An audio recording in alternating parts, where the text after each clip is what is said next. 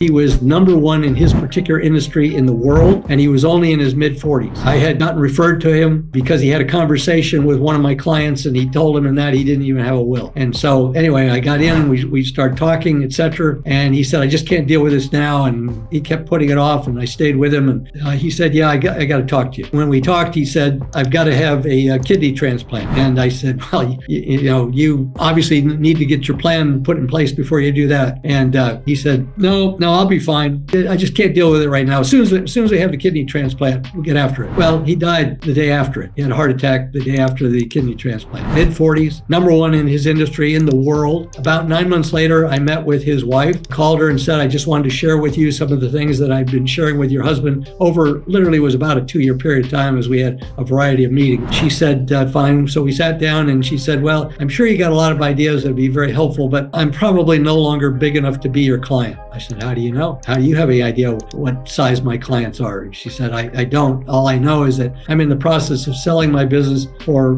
probably a fraction of what my husband would have told you it was worth. And so I reached in and I pulled out a piece of paper and it showed the value that the business was, and she was selling for 1/12 the value. Her business was dependent upon her husband and one really, really key manager. Those two guys were this huge operation, worldwide operation, but those two guys were key to it. Well, the competition, a company out of Dallas, basically almost on the day of the funeral, they went in and made the manager an offer that was too good to be true, gave him a piece of the action, took him away. Months later, they were coming back and she was forced to sell, and she was selling for a fraction. All she needed to do was to lock down that key manager. If she'd even given him 20% of the business, she'd have had 80%.